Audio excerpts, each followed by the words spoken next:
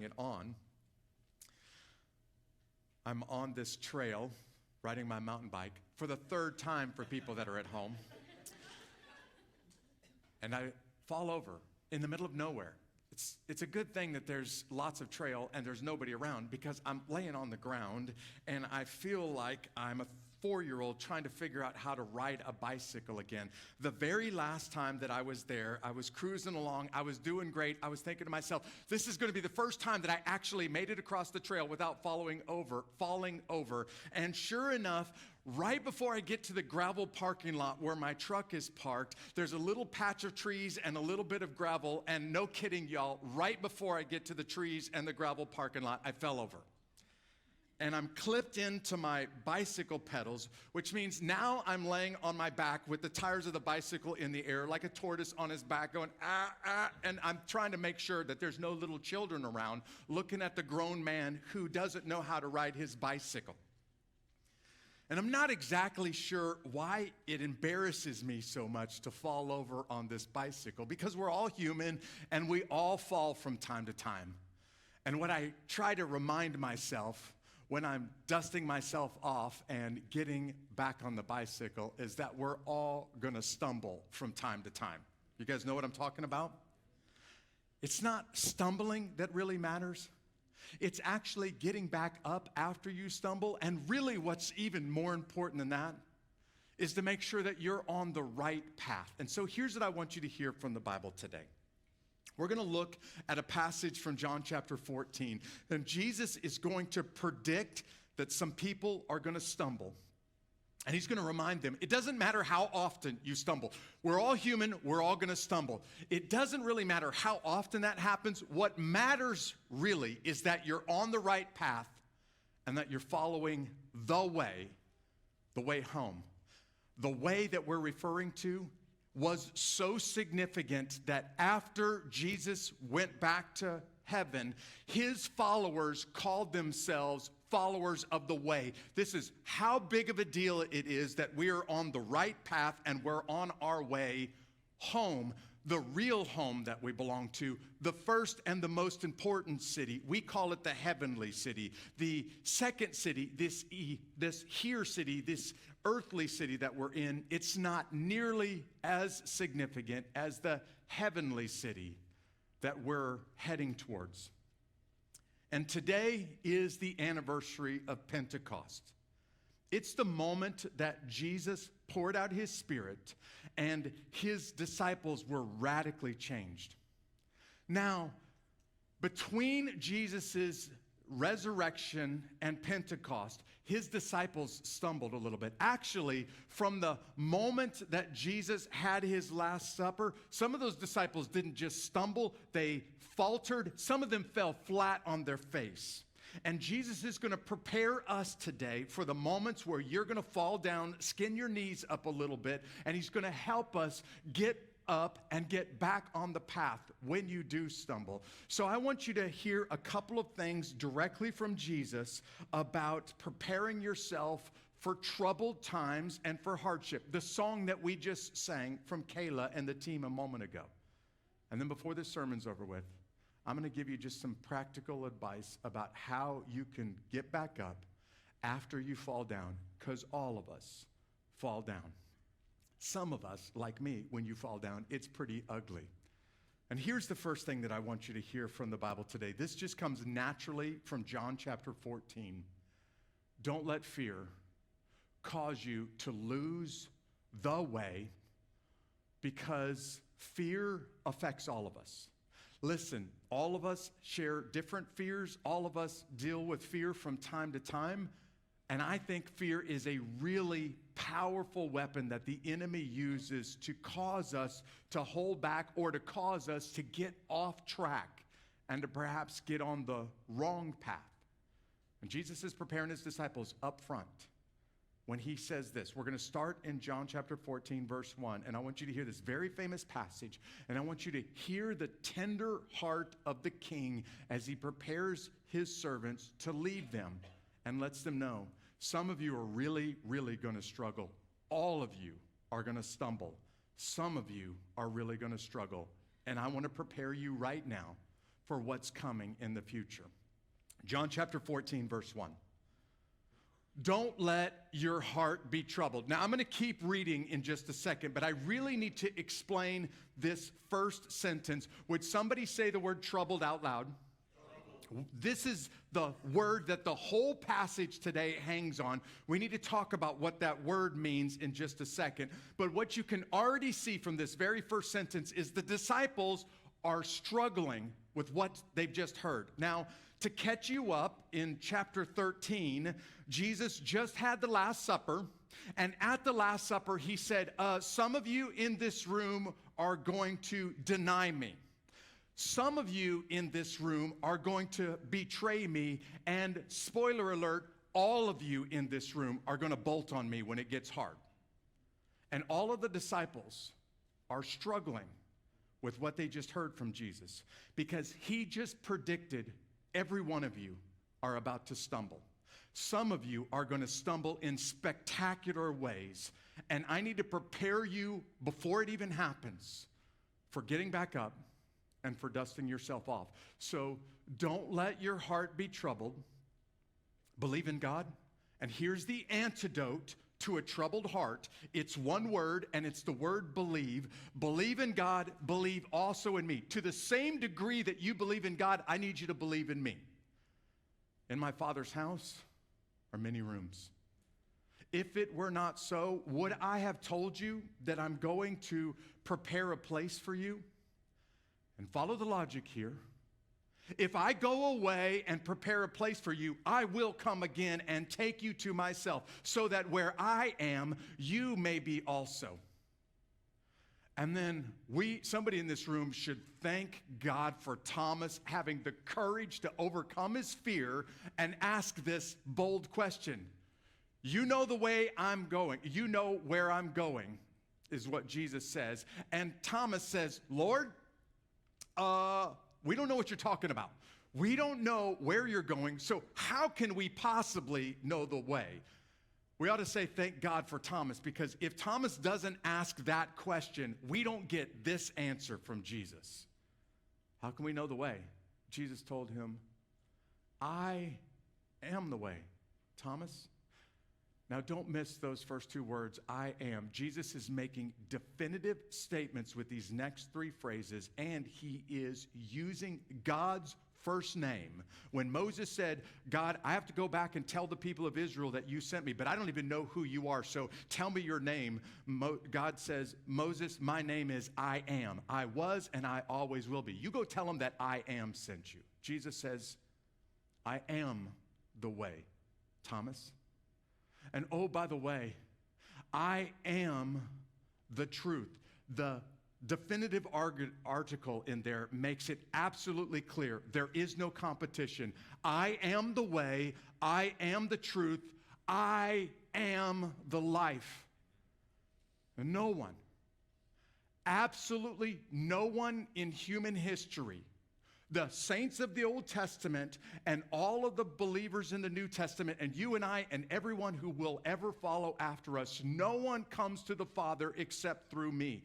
If you know me, you will also know my Father. And from now on, you do know him. That word know is intimate relationship knowledge. You have an intimate relationship with him because you've seen me. And you have an intimate relationship with me.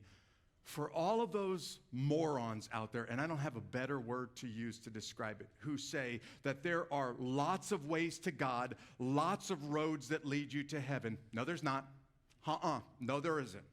There's no way around what Jesus is saying in this passage. There is only one way. And by the way, it's a pretty narrow road, and there's not a whole lot of people on it. But there is only one way to the Father. And I'm that way.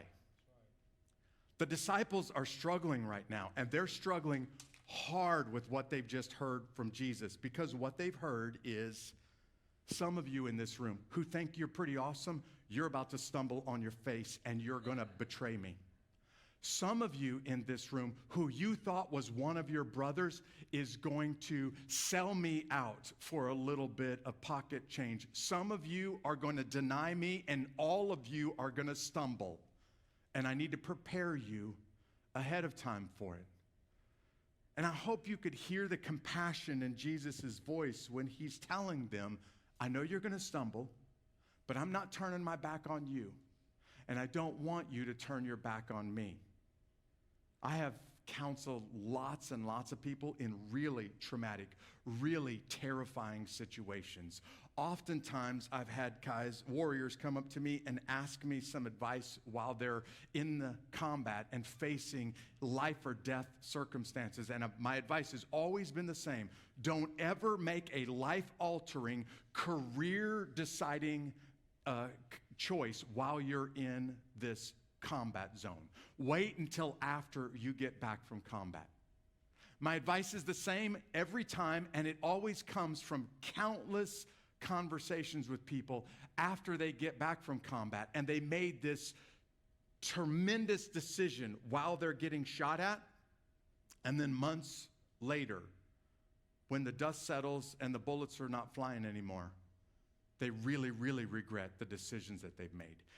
They let fear drive their decisions, and people almost always make irrational or really bad decisions when it's motivated entirely out of fear. So I tell them, listen, it might be scary right now, and you want to escape these circumstances, and you want to make the fear go away, but don't make life-altering decisions in those moments, because chances are, months later, when it's not scary anymore, you're really, really going to regret, but you're going to have to live with the consequences of those decisions. Jesus says, I know you're scared. I need you to hang on to your faith, because faith is the opposite of fear. It's not courage.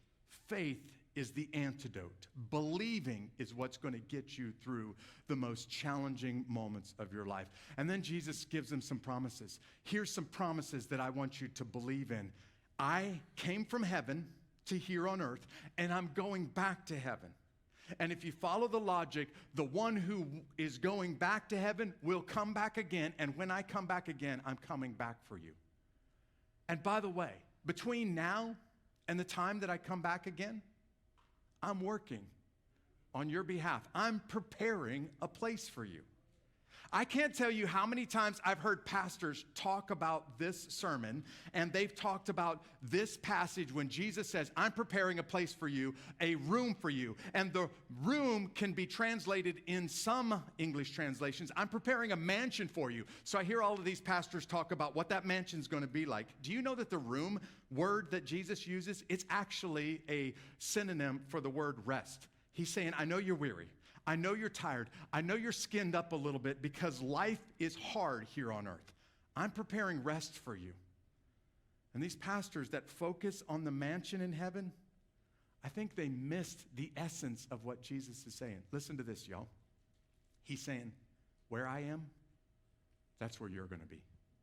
And you get a chance to spend eternity with me personally. You see, heaven is not so much about the mansion that you're going to live in as much as the man that you're going to have a chance to follow every day for eternity in his presence, face to face. Wherever that is, I don't care what I'm living in. If Jesus is close by, that's heaven for me. And Jesus says, I know you've fallen down a little bit. I know you've been skinned up a little bit. I know you've stumbled. I need you to know I'm not turning my back on you, and I'm coming back for you. And if you're not a Christian, you ought to be terrified a lot by the fact that Jesus is coming back one day to judge the living and the dead. But if you are a follower of Jesus, you ought to be thanking God tonight that no matter how bad it gets, he's coming back. And he's going to give me his rest, and I'm going to be with him wherever that is, and whatever it looks like, I'm going to be with him for eternity. Fear impacts all of us from time to time. But doubt, when it creeps in, doubt will undermine everything. And I need you to remember not to let doubt cause you to miss out on what Jesus is saying here. Jesus is saying, listen, I am the way. You get on this path and you stay on this path and don't get off of that path. But I'm also the truth. And I'm also the life. And when you have me, you don't need to go anywhere else. You don't need to look anywhere else. Don't let doubt or difficulties cause you to miss the truth. Now, thank God that Thomas had the courage to get over his fear and to ask Jesus a question about where he's going. But Philip is struggling with what he's hearing. And so Philip has got some questions now too. Let's pick up in chapter 14, verse 8. Lord, said Philip, I think I understand what you're saying. And I think you're saying that by following me, you're actually following the Father. So Lord, I'm going to ask something bold from you. Lord, show us the Father. We want to see God the Father. And that's enough for us. And by the way, the word enough says that I'm struggling, that there's something missing. And if you would just give this one thing to us, Jesus, all of those things that are missing, the things that I'm struggling with, those things would be satisfied. If you'll just do this one thing for us, would you show us the Father? Listen to Jesus' reply. Jesus said to him, have I been among you all this time? And you don't know, look at this word, you don't know me, Philip? The one who has seen me has seen the Father. How can you say, show us the Father? Don't you believe that I am in the Father and the Father is in me? The words I speak to you, I don't speak on my own. Jesus is saying, listen, Philip, I need you to hear what I'm saying. These words don't come from me. They come directly from the Father. So when you're hearing my words, you're actually hearing from the Father. The words that I speak to you, I don't speak on my own. The Father who lives in me does his works. Believe me that I am in the Father and the Father is in me. Otherwise, believe because of the works themselves. Philip, if you don't believe the words that I'm saying, would you at least go back and think about the works that I've done? That should be proof to you. Do you know what Philip is really asking for here? And we shouldn't throw shade at Philip because, frankly, this is all of us from time to time. He's struggling with doubt, and he's saying, God, I need you to prove something to me. I need you to prove that you're real. I need you to prove that you love me. Jesus, I need you to do a personal miracle for me. I need you to show me the Father. And Jesus' response is patient, and it's gracious, but it's also clearing things up. Philip, I think you missed what I've been saying all along. I came from the Father, and when you heard my words, you weren't just hearing from me, you were actually hearing words that come directly from the Father. Philip, when you saw me feed the multitudes, that work, that miracle, it came from the Father. When you saw me quiet the storm and raise the dead and heal the sick or the blind, all of those things came from the Father. But I kind of think Jesus in the back of his mind is saying, Philip, are you kidding me right now? Would this miracle be big enough for you? It sounds like you want a personal miracle. And if that's what you're asking for, would this be big enough for you, Philip? What if I were to take somebody that was dead and make them alive? Would that be enough for you, Philip? Wait a second, Philip. What if I were to take you when you were dead in your sin and make you alive for the first time? Is that miracle big enough for you? Because that's what I've done for you and every single person that's ever bowed their knees and said, Jesus, you're my king, and from this point on, you're in charge, and I will follow you wherever you ask me to go. That personal miracle he's been doing for billions of people over thousands of years. And really, there are still many that are saying, I need you to split the sky, and I need you to spell it out with the stars at night. I need you to put it in the clouds in the daytime, Jesus, that you're real. And he's saying, I will do you one better. I will take a dead soul and make it alive for the first time in your chest. But you're going to have to believe. And James says, believe without doubting, because a double-minded or a two-minded person doesn't really believe in the first place. Philip is struggling. Thomas is struggling. All of them are struggling because they believed that this was the coming king. He's going to kick out Rome. He's going to take over the throne. He's going to be in charge, and I'm going to be right next to him, which makes me a pretty important dude. And now what I'm hearing from him is that he's going to be betrayed. He's going to be convicted. He's going to be sent to a cross, and he's going to die. And I didn't know that that was part of the equation. And all of them are wrestling with this. And Jesus is challenging them. Don't give in to fear. I know it's tempting, but don't give in to fear. Jesus is challenging them. Don't let doubt undermine your faith. Don't give in to doubt. Now, there are some of you that are watching right now that are not struggling with fear. You're not struggling with doubt right now. If that's you, you should probably give a high five to the person right next to you. But for everybody else in this room that's human, that stumbles, that struggles a little bit, Jesus' whole reason for this discussion today is to prepare you for those challenging moments.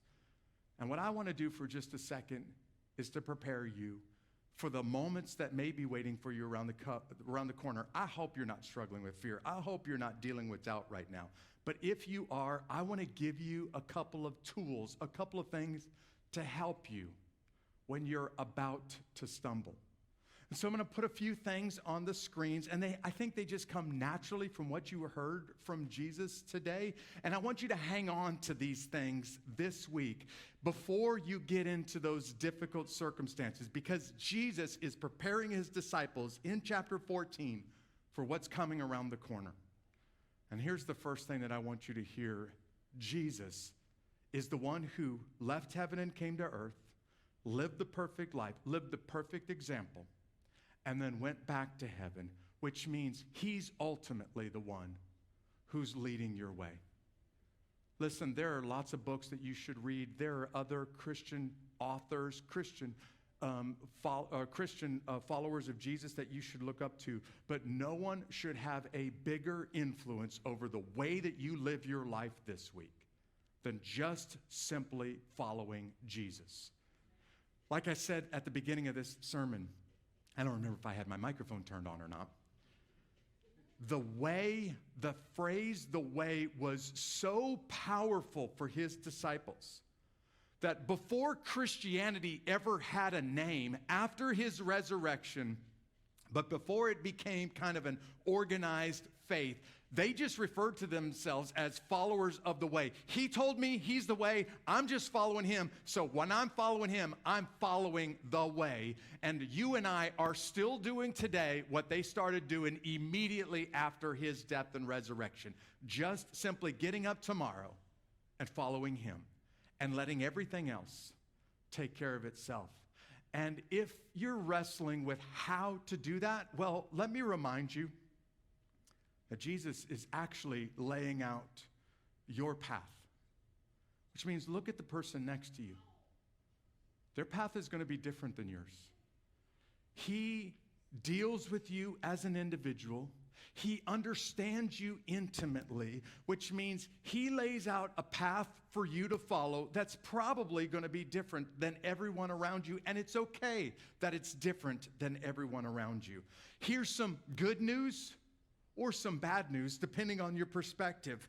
The path that Jesus lays out for you almost never shows you the whole route and the final destination. He just gives you this part of the journey, this corner that you're coming up to. And he says, if you'll just walk with me, I'll take you to this corner. You can't see what's around the corner yet, but I will go with you to this corner. And when we get to this corner, then I'm going to show you the next part of the journey, the next part of the path. And I'm going to go with you on that part of the path.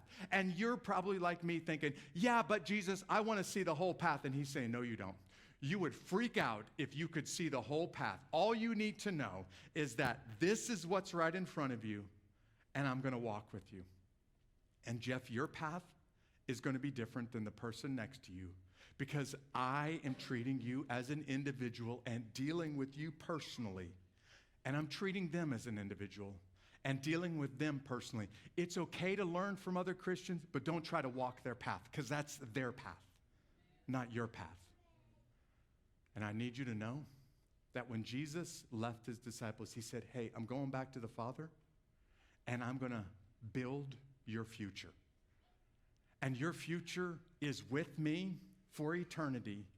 And I'm working as soon as I leave to build your future. And I know that you are concerned about your destiny. You're concerned about where your life is headed. You're concerned about your family and your finances and your marriage. That's human nature. I am. All of us are. But more than anything else, you need to rest tonight knowing my future is in good hands. Because it's not in my hands anymore. That's why my future's in good hands. I can trust the hands that my future are in because it's in the hands of the one who created the heavens and the earth, the one who created me, the one who created marriage and business and finances and family and everything else. So I really don't have to freak out about tomorrow or about 10 years from now because my future really is in good hands. And by the way, if you're wondering, well, what is he doing right now up there in heaven? Because it feels like he doesn't know what I'm going through. It feels like he doesn't care what's happening in my life. Maybe you need to get up and you need to remind yourself tomorrow that Jesus is working for you and he's also working alongside of you. Always. Every second, even when it doesn't feel like it. Listen, the statement that Jesus made, look up here for a second, when he said to his disciples, don't let your heart be troubled, is a command. He is commanding them, take control of your heart, or else your heart will get out of control and your heart will take control of you. If you're freaking out a little bit, I need you to get that back under control. And maybe one of the things that will help you get that back under control is to remind yourself that I'm not leaving. Even though I'm going away, I'm going to send my Holy Spirit. And he will not only walk alongside of you, listen to me, Christian, he will dwell inside of you. He will be with you every second of every day. Jesus says, I'm not going to leave you alone. I'm going to send a comforter. I'm going to send a helper who will walk with you and work with you and come alongside you. So there's never a moment in your entire existence as a follower of Jesus that he's left you on your own. He's working right alongside of you. He's actually working inside of you by sending his Spirit, and there's never a moment that you're alone. And listen, all of us in this room, everybody who claims the name of follower of the way, a believer in Jesus Christ, ought to be able to praise God for this one. The one who left heaven to come to earth to rescue you, the one who left earth to go back to heaven, made a promise in John chapter 14. And this promise is as trustworthy as the one who made it. If I go away, I promise you, I'm coming back again. And not only am I coming back, but I'm coming back for you, to take you to be with me for eternity.